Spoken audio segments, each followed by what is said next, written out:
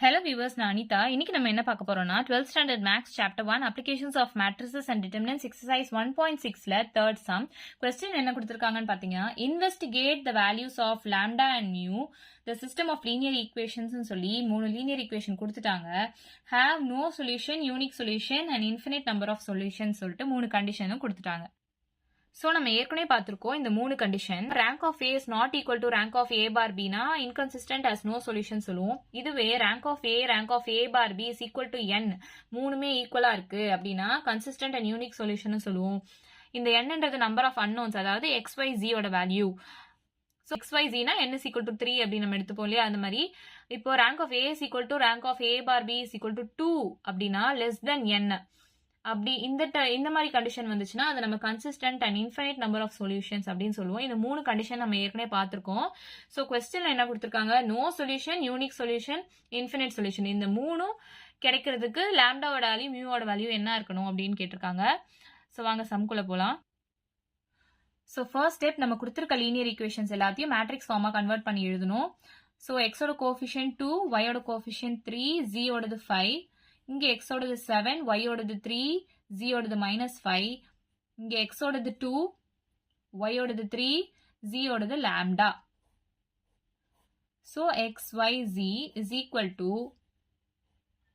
டுக்கு அந்த பக்கம் இருக்கிற கான்ஸ்டன்ட் டேர்ம் தான் நம்ம எடுத்துக்கணும். சப்போஸ் இந்த பக்கம் கான்ஸ்டன்ட் டேர்ம்ஸ் இருந்துச்சுன்னா அதை அந்த பக்கம் கொண்டு போயிட்டு அதுக்கப்புறம் நம்ம எழுதலாம். இங்கே வந்து 9, 8 மியூ.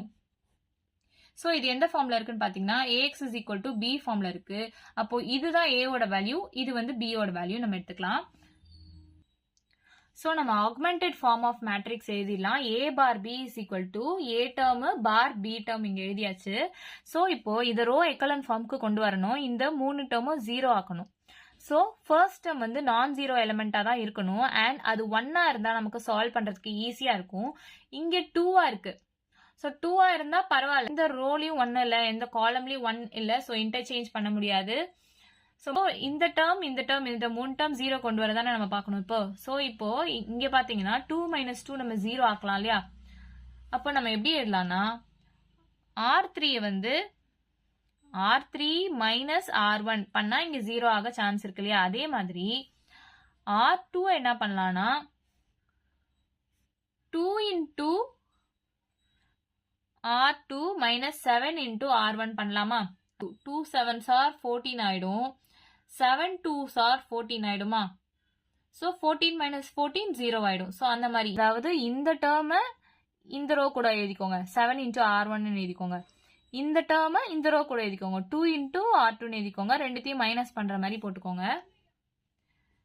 ஸோ இது வந்து கொஞ்சம் ஈஸியா இருக்கணும்னுக்காக சொல்றேன். நம்ம மைண்ட் கால்குலேஷன்ல இந்த மாதிரி 0 கொண்டு வர ட்ரை பண்ணலாம்.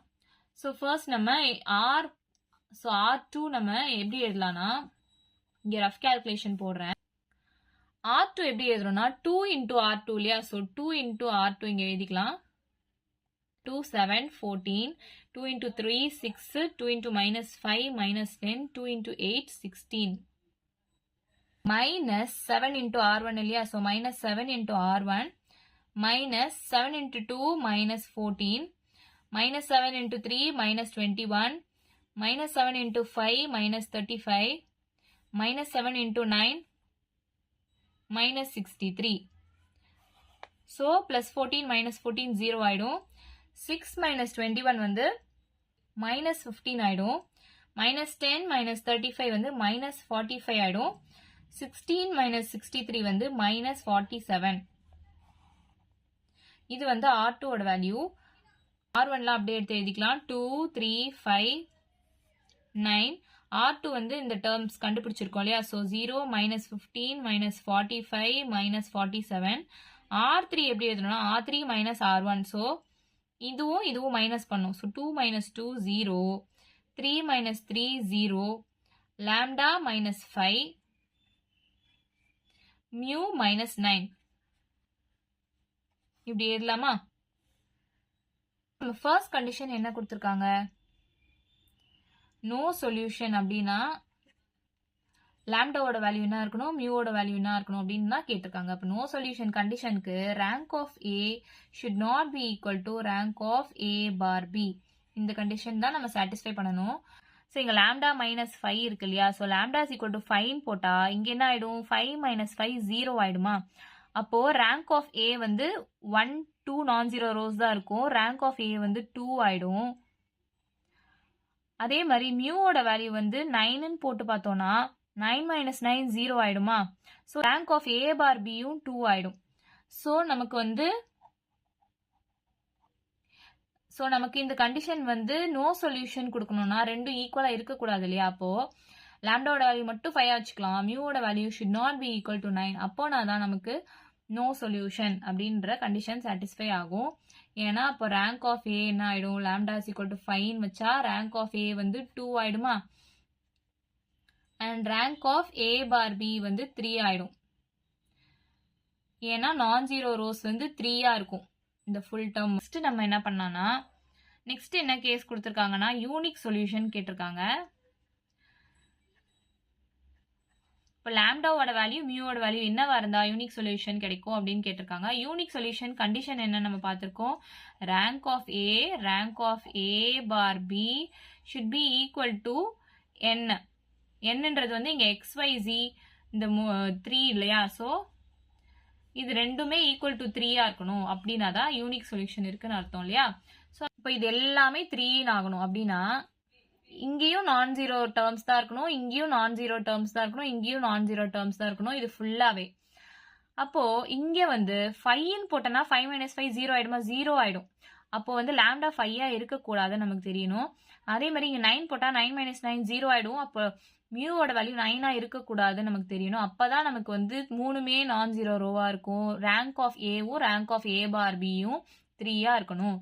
So lambda should not be equal to 5, mu should not be equal to 9. இந்த கண்டிஷன்ல நமக்கு யூனிக் சொல்யூஷன் கிடைக்குதா? நெக்ஸ்ட் தேர்ட் கண்டிஷன் என்னன்னா இன்ஃபினிட்லி மெனி சொல்யூஷன்ஸ். அப்ப லாம்டாவோட வேல்யூ என்ன இருந்தா மியூவோட வேல்யூ என்னவா இருந்தா இன்ஃபினிட்லி மெனி சொல்யூஷன்ஸ் கிடைக்கும்ன்றதை நம்ம கண்டுபிடிக்கணும். அப்போ இன்ஃபினிட்லி மெனி சொல்யூஷன்ஸ்னா என்ன கண்டிஷன்? ரேங்க் ஆஃப் ஏவும் ரேங்க் ஆஃப் ஏ பார் பியும் must be equal to 2 which is less than n. என்னன்றது இங்க 3 இல்லையா? ஸோ அப்போ 2 இருக்கணும். இந்த ரெண்டுமே 2 இருக்கணும். அப்படி பண்ணா இந்த டேர்மும் நமக்கு 0 வேணும், இந்த டேர்மும் நமக்கு 0 வேணும் இல்லையா?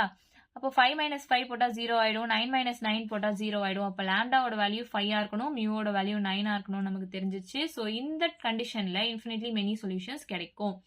இவ்வளவுதான் நம்ம சம். வீடியோ பிடிச்சிருந்தா லைக் பண்ணுங்க, ஷேர் பண்ணுங்க, சப்ஸ்கிரைப் பண்ணுங்க. ஏதாச்சும் டவுட் இருந்தா கமெண்ட் பண்ணுங்க. தேங்க்யூ.